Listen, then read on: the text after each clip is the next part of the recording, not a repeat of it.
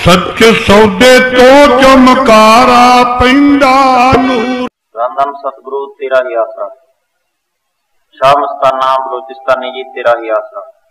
गुनाहगार की तरफ से आपके चरणों में चरण वंदना। सतगुरु जी की असीम कृपा से मैं आजकल एक छोटी मनियारी की दुकान कर रहा हूँ। मुझे सन 78 में नामदान की बख्शीश सतगुरु जी की अपार कृपा से हुई।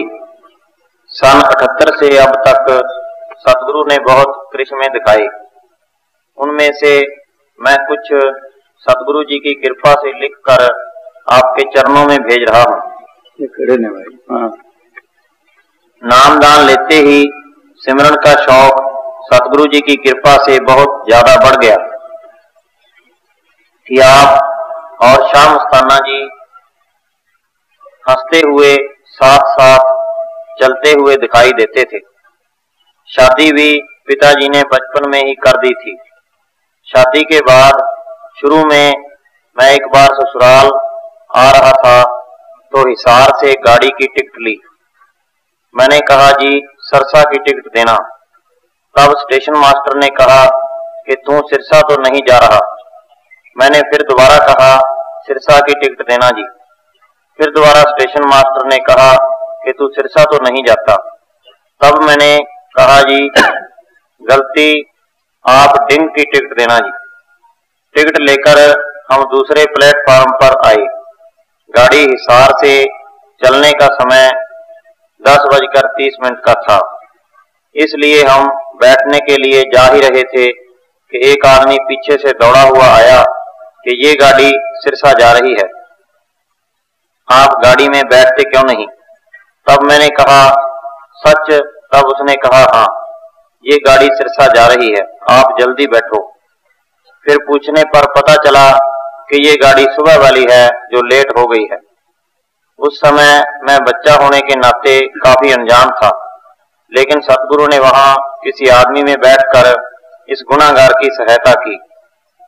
सन 80 में मैंने संगरिया से एग्रीकल्चर साइड से हायर सेकेंडरी की। वहां साथ वाले लड़के कहते थे कि तू काम तो करता नहीं, पास नहीं होता।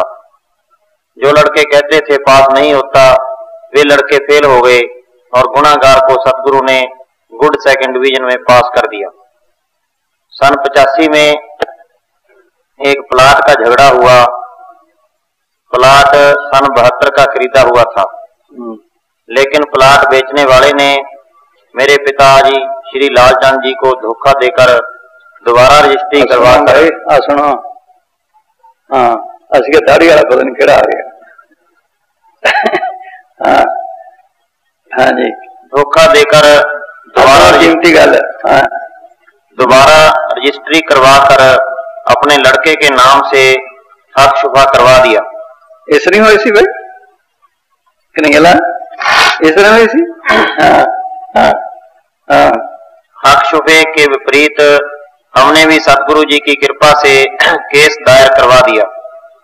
लोग कहने लगे हक शुफे का केस तो कोई जीत भी नहीं सकता, लेकिन सतगुरु जी की असीम कृपा ने हक शुफे सुप्रीम कोर्ट से सब कैंसिल करवा दिए और फैसला सतगुरु के हक में हो गया। ये खेल देखकर सब हैरान हो गए। एक किस्सा सतगुरु जी की दया मेहर से मेरे पिताजी श्री लालचंद जी की मौजूदगी में हुआ। वो आज सतगुरु जी की गोद में है। सन 85 में उनको जुबान का व आधे शरीर का लकवा हो गया। तब हमने सतगुरु जी की कृपा से उनको सिविल हॉस्पिटल हिसार में दाखिल करवाया। डॉक्टर साहब ने 15 दिन की दवाई दी, लेकिन कोई आराम नहीं आया। तब डॉक्टर ने कहा कि आप इनको जिंदल हॉस्पिटल डॉक्टर सुभाष मित्तल से चेक करवा कर लाओ। तब मैं उनको जिंदल हॉस्पिटल में ले गया। डॉक्टर उस दिन किसी बच्चे का कान का ऑपरेशन कर रहे थे। हाफ टाइम तक वे नहीं आए। तब किसी ने कहा कि आप इनको डॉक्टर की कोठी पर ले जाओ।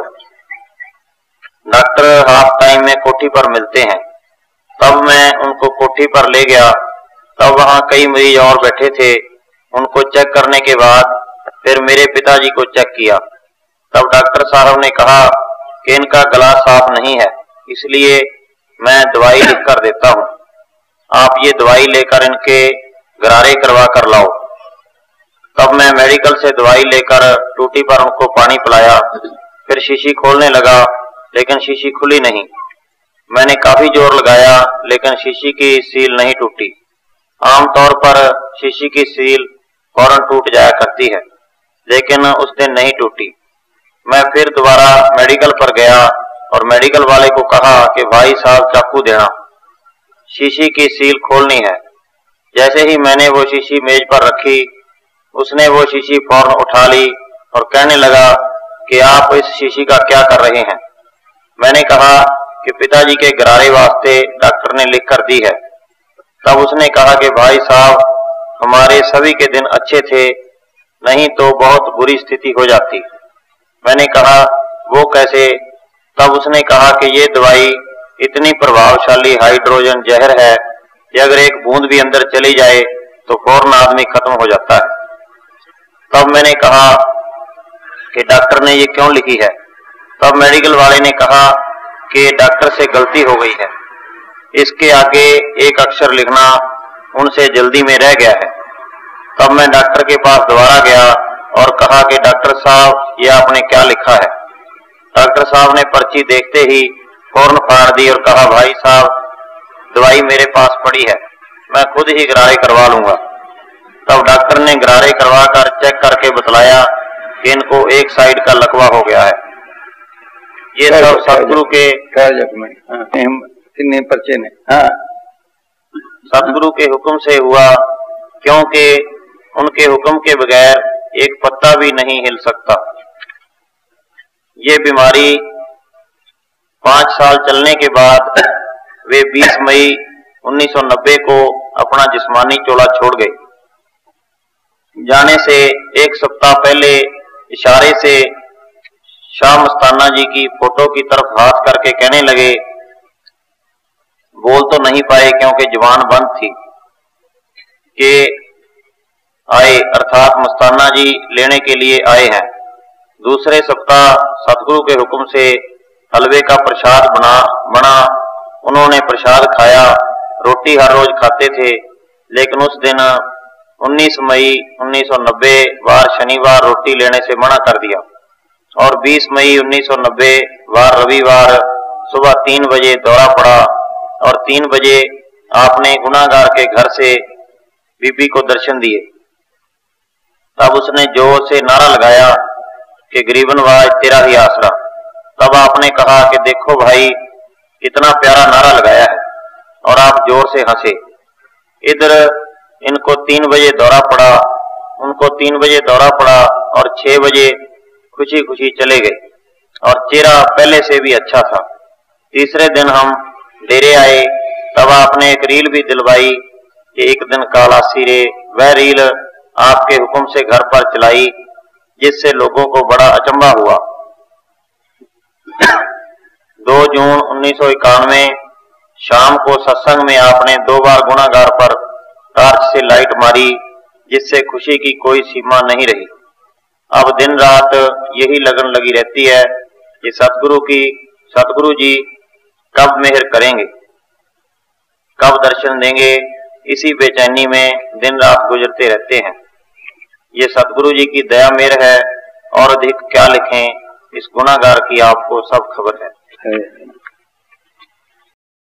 सच सौदे तो चमकारा पैंदा नूर।